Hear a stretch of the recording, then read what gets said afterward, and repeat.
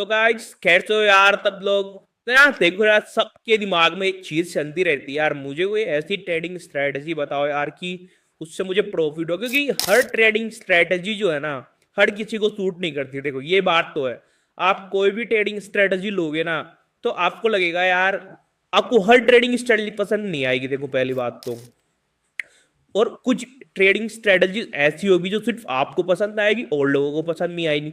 तो मतलब आप अगर देखो कभी अगर आपकी कम्युनिटी ऐसी है जहां पर अलग अलग ट्रेडर्स हैं या फिर दो तीन लोग चार पांच लोग जो है ट्रेडिंग करते हैं ना, तो उनमें ये रहता ही है, कोई अलग तरीके से ट्रेडिंग करता है, कोई अलग तरीके से ट्रेडिंग करता है, कोई इंडिकेटर्स को खराब बताता है, कोई इंडिकेटर के बेसिस पर ही ट्रेडिंग कर लेता है, कोई सपोर्ट रेजिस्टेंस को कोई महत्व नहीं देता, जबकि कोई trade line breakout support resistance breakout पर ही ट्रेड कर रहा है।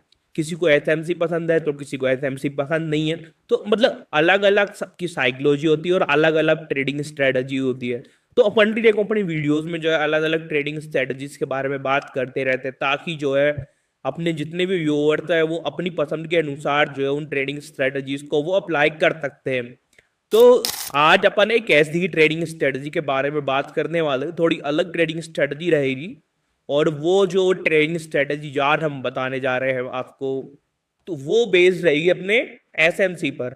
कि एक मिनट, वो अपने एचएमसी पर बेस्ड रहेगी आज की जो ट्रेडिंग स्ट्रेटजी है। ट्रेडिंग स्ट्रेटजी, इस ट्रेडिंग स्ट्रेटजी का नाम है अपना ऑर्डर ब्लॉक ट्रेडिंग स्ट्रेटजी। इसका नाम है अपना ऑर्डर ब्लॉक ट्रेडिंग स्ट्रेटजी। ठीक है भाई, तो आज अपन सबसे पहले तो ये समझते हैं, देखो ऑर्डर ब्लॉक होता क्या है। ठीक है, ऑर्डर ब्लॉक सीधी बात, इसको ऐसे सुनने में समझ में आ रहा है कोई ऐसा ब्लॉक जहां से ज्यादा ऑर्डर लगे हो। मतलब एक ऐसा ब्लॉक बन जाता है जहां पर जो है काफी सारे ऑर्डर्स लगे हुए हो। अब काफी सारे ऑर्डर्स कौन लगाता है? रिटेल ट्रेडर्स लगाते हैं क्या? रिटेल ट्रेडर्स के जो ऑर्डर्स रहते हैं ना, वो सिर्फ उनका जो नंबर ऑफ ऑर्डर्स है ना वो ज्यादा रहता है, बट क्वांटिटीज में कोई ज्यादा नहीं रहती। जो इंस्टीट्यूशनल ट्रेडर होते हैं अपने, उनकी जो क्वांटिटी रहती है ना वो बहुत ज्यादा रहती है। तो जब इंस्टीट्यूशनल ट्रेडर्स कहीं पर बाइंग या सेलिंग करते हैं ना, तो वहां पर वो जो है एक ऑर्डर ब्लॉक क्रिएट कर देते हैं। तो वो क्या होता है ना, जैसे इंस्टीट्यूशनल, ठीक है, इंस्टीट्यूशनल्स बायर सेलर जो भी, वो जब भी सेलिंग या बाइंग बाइंग करना चाहे ना, तो उनके जो ऑर्डर्स रहते हैं ना वो बहुत ही लार्ज क्वांटिटी में रहते हैं। ठीक है, वो बहुत ही ज्यादा लार्ज क्वांटिटी में जो है उनके ऑर्डर्स रहते हैं। अब यहाँ पर होता क्या है, अब इतनी लार्ज क्वांटिटी में ऑर्डर से मान लो उनको बाय करना है, ठीक है, और वो चाहते हैं बाय करूं मैं।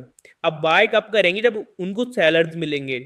अब उनकी क्वांटिटी इतनी ज्यादा है कि उनको एक जगह पर एक टाइम पर जो मिल ही नहीं पाते इतने सेलर। तो वो क्या करते हैं, जैसे उन्होंने बाइंग उठाई, इस लेवल पे मान लेते हैं उनको बाइंग मिल गई, उन्होंने 100 क्वांटिटी बाय करना चाहते हैं, बट इतनी क्वांटिटी में सेलर नहीं है, तो वो क्या करते हैं, मान लेते उन्होंने 40 क्वांटिटी यहाँ पर बाय कर ली। ठीक है, यहाँ पर उन्होंने बाय कर ली और इसी लेवल पर उन्होंने 60 क्वांटिटी की जो पेंडिंग ऑर्डर है वो लगा गई है। ठीक है, अब इस लेवल पे जो है ऑर्डर्स लगे हुए हैं।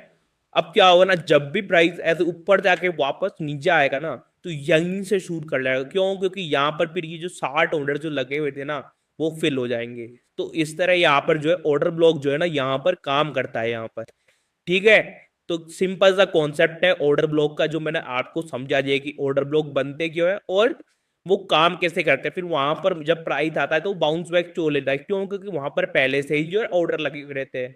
और ऑर्डर ब्लॉक बनाता कौन है? ऑर्डर ब्लॉक बनाता है अपने इंस्टीट्यूशनल ट्रेडर, जो बड़े इंस्टीट्यूशंस होते हैं वो मिलकर जो है ऑर्डर ब्लॉक क्रिएट करते हैं। ठीक है, अब अपन स्ट्रेटेजी पे आ लेते हैं। देखो अब मैं आपको लाइव चार्ट पर लेके चलता हूँ।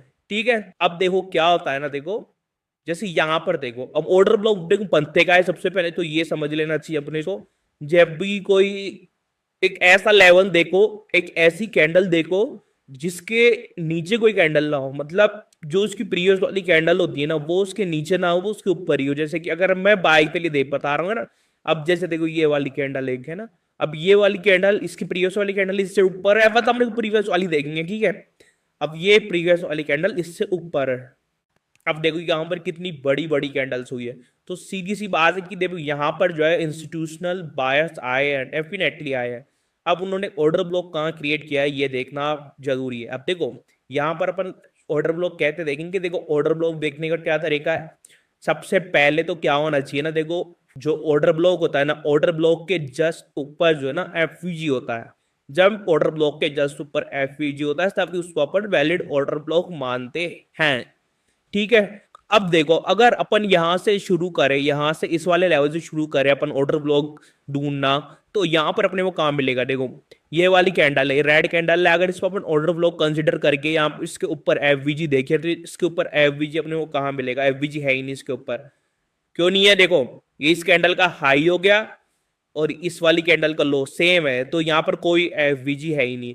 दूसरी कैंडल को देखेंगे तो दूसरी कैंडल का भी, दूसरी कैंडल पे एक छोटा सा जो है यहाँ पर अपने को एफवीजी यहाँ पर दिख रहा है। ठीक है, दूसरी कैंडल पे अपने को छोटा सा एफवीजी यहाँ पर दिख रहा है। बट इसमें होता क्या है ना, देखो अब ये जो कैंडल है ना, ये वाली कैंडल इस कैंडल के अंदर अंदर है, तो इसको अपन एक सही ऑर्डर ब्लॉक में ही मान सकते हैं। ठीक है, क्योंकि ये वाली कैंडल इस वाली कैंडल के अंदर आ रही है। फिर अपन नेक्स्ट कैंडल पे चलते हैं, नेक्स्ट कैंडल का भी लो, अब ये देखो नेक्स्ट कैंडल आ गई, ये आ गई नेक्स्ट कैंडल अपनी। तो ये जो नेक्स्ट कैंडल, ये दोनों कैंडल मिलकर है ना एक ऑर्डर ब्लॉक बनाती है, देखो। ठीक है, अब भाई इस वाली कैंडल को अपन ऑर्डर ब्लॉक नहीं मान सकते, बट इस वाली कैंडल को अपन जो है एक अच्छा सा ऑर्डर ब्लॉक यहाँ पर कंसीडर कर सकते हैं, क्योंकि ये वाली कैंडल है ना जो इसकी प्रीवियस है ना, इसकी हाई को भी अच्छे से ब्रेक कर रही है। ठीक है ना, तो इसको अपन इस तरह से लगाएंगे। देखो मैं यहाँ पर आपको लगा के बता देता हूँ, ये लगो, ये अपना एक ऑर्डर ब्लॉक हो गया। अब देखो इस ऑर्डर ब्लॉक के ऊपर एफवीजी भी आपको दिखा देता हूँ, देखो कितना बड़ा एफवीजी है यहाँ पर। ये अपने इस कैंडल का जो है हाई ले लिया, ये अपन ने इस कैंडल का हाई ले लिया, और ये अपन ने इस कैंडल का लो ले लिया। तो यहाँ पर देखो जो है एक एफवीजी भी यहाँ पर जो है क्रिएट हो चुका है। ठीक है, अब ये यहाँ पर देखो ये एफवीजी क्रिएट हो गया, और ये नीचे वाला जो है अपना ऑर्डर ब्लॉक क्रिएट हो गया यहाँ पर। अब प्राइस का क्या हुआ? देखो प्राइस के मोमेंटम में क्या हुआ ना, देखो प्राइस जो है या तो इस ऑर्डर ब्लॉक पर आके भागेगा, या फिर इस ऑर्डर ब्लॉक पर आके नहीं भाग रहा है, तो इसके ऊपर भी देखो एफवीजी क्रिएट हो रहा है धीरे धीरे। देखो कई एफवीजी है यहाँ पर, एक एफवीजी ये रहा, एंड एक जो एफवीजी है वो अपना ये रहा, देखो ये रहा एफवीजी। ठीक है, दो एफवीजी हुई और कितने बड़े बड़े एफवीजी। अब देखो प्राइस क्या करता है, प्राइस एफवी ऑर्डर ब्लॉक के ऊपर एफवीजी। ठीक है, तो यहाँ पर देखो क्या कंडीशंस रहती है, या तो प्राइस एफवीजी से सीधा रिवर्स ले ले, या फिर एफवीजी को क्लियर करता हुआ ऑर्डर ब्लॉक तक आए तो फिर वहां से मूव करे।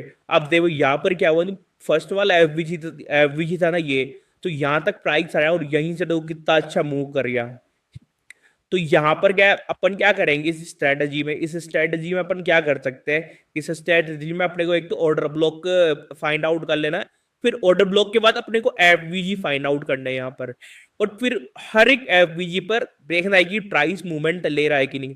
अगर एक एफवीजी को प्राइस क्लियर कर देता है, देन दूसरे एफवीजी से चांस रहेगा कि वो मोमेंटम ले, अगर उससे भी नहीं लेता अगर ऑर्डर ब्लॉक से चांस रहेगा कि वो मोमेंटम ले। बट यहाँ पर क्या हुआ, यहाँ से उसने फर्स्ट एफवीजी से यहाँ पर जो है मोमेंट ले लिया, और एक दो कितनी शानदार तरीके से एक बाइंग का ट्रेड अपने को यहाँ पर दे दिया है। ठीक है, तो आपको एफवीजी तो समझ में आ गया ना, एफवीजी को आपको कैसे फाइंड आउट करता है। देखो ये देख लो, एफवीजी जब ऐसी बड़ी बड़ी कैंडल से ना तब क्रिएट होता है। अब एफवीजी में क्या करना है, जैसे आपको एफवीजी देखना है तो एफवीजी में क्या करोगे आप, ये कैंडल लोगे, इसका हाई पकड़ोगे।